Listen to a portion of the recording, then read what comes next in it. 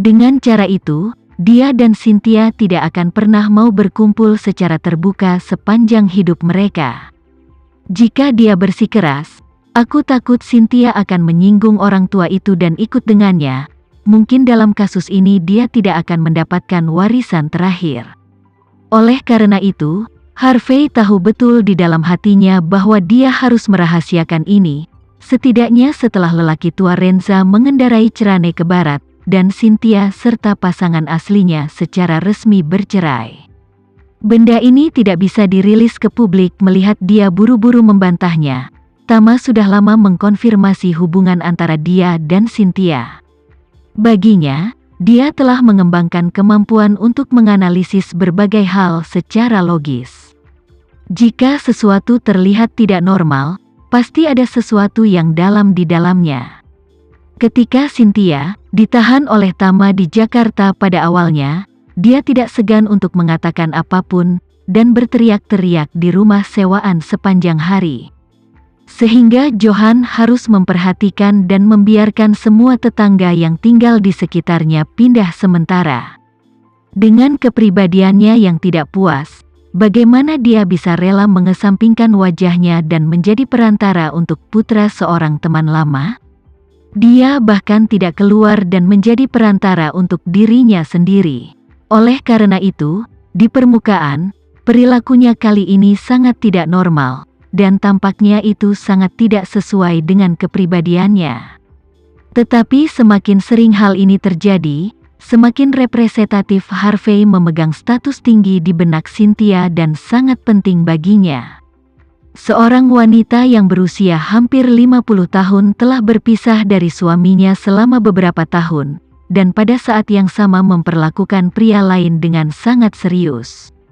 Tidak peduli bagaimana menjawab pertanyaan ini, hasil akhirnya adalah dua kata perselingkuhan. Namun, Tama tidak banyak bicara, tapi tersenyum acuh tak acuh, sepertinya aku terlalu banyak berpikir. Setelah berbicara, dia memeriksa waktu dan berkata, "Oke, jangan banyak bicara. Saya akan meminta seseorang mengatur kapal penangkap ikan untuk operasi lepas pantai sebentar lagi. Kemudian biarkan putranya naik dan mengalaminya, dan menunggu kapal barang laut di sisi saya siap. Dia bisa kembali dan naik ke kapal." Harvey merasa tertekan untuk beberapa saat, tapi dia hanya bisa menghela nafas. "Kalau begitu tolong jaga dia, Tuan Renza." Saat ini, Henzo benar-benar seperti abu di hatinya. Dia tidak bisa membayangkan bahwa dia masih menjadi bintang top di industri musik beberapa jam yang lalu, dan setelah beberapa jam, dia akan menjadi tawanan Tama. Terlebih lagi, menurut pernyataan Tama, dia bahkan tidak bisa tinggal di Jakarta selama beberapa hari, dan dia akan dikirim ke kapal nelayan untuk menjalani kehidupan. Kondisi kapal penangkap ikan pasti jauh lebih buruk daripada kapal barang besar.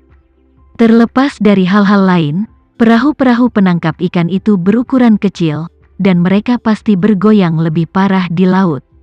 Apalagi bau ikan pasti ada di mana-mana, dan kondisinya pasti susah.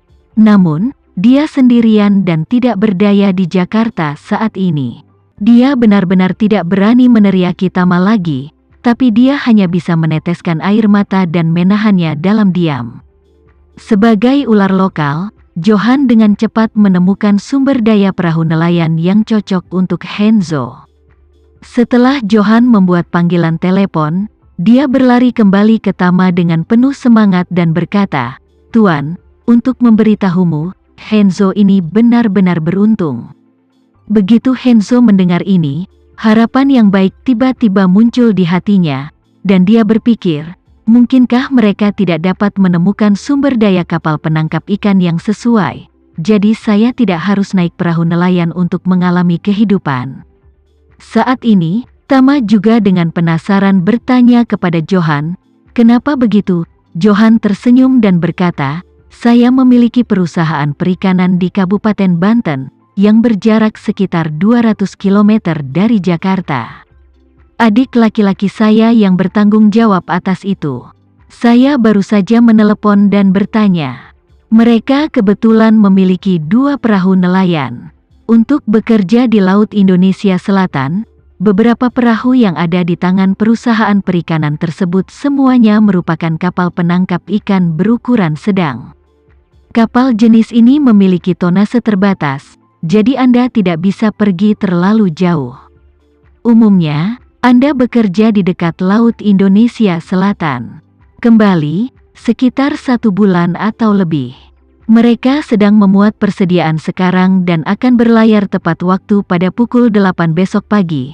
Tama memperkirakan dengan sumber daya yang ada di tangan Ayu, 1 bulan kemudian, bisnis transportasi laut yang ia dan joint venture juga harus bisa dijalankan, lalu memindahkan Henzo ke kapal barang. Tetapi jika dia tidak bisa bangun dalam waktu sebulan, ajak dia untuk mengikuti perahu nelayan beberapa kali lagi. Jadi dia mengangguk, oke, pilih yang ini.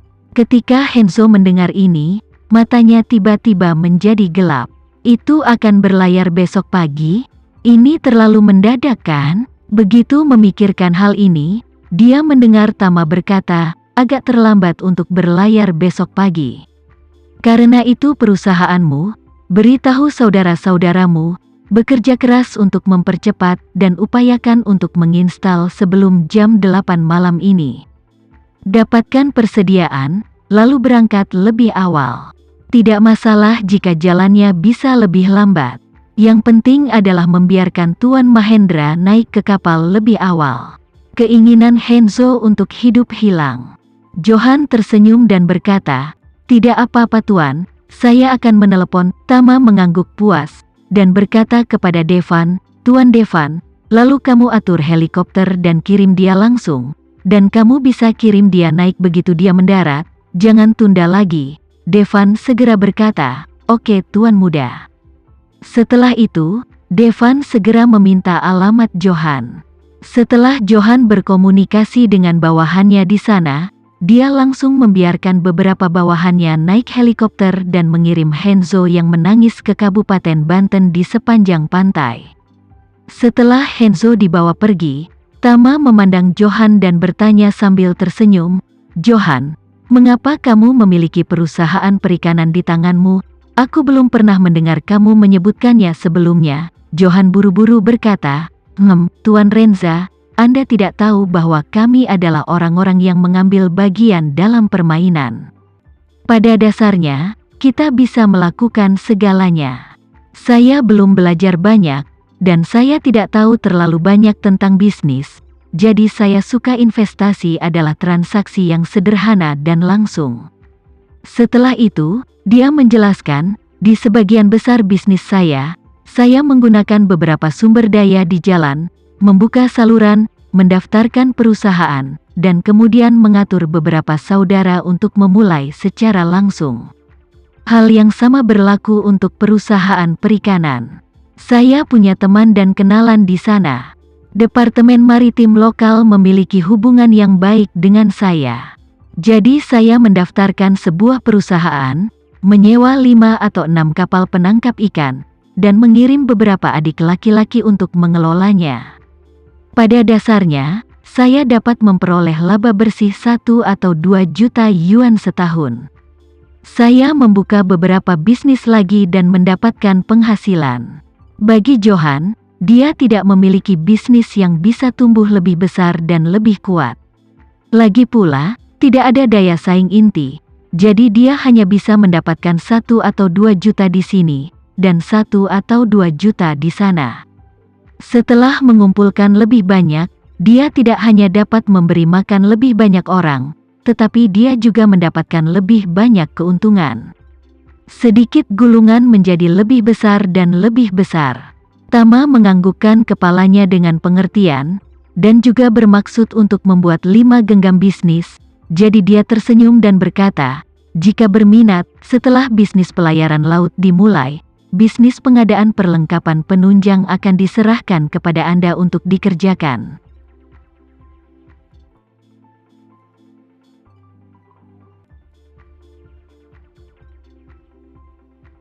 Sekian dulu ya video kali ini, kita lanjutkan lagi videonya di lain waktu. Oh iya, bagaimana menurut kalian? Semoga bisa sedikit menghibur kalian semua.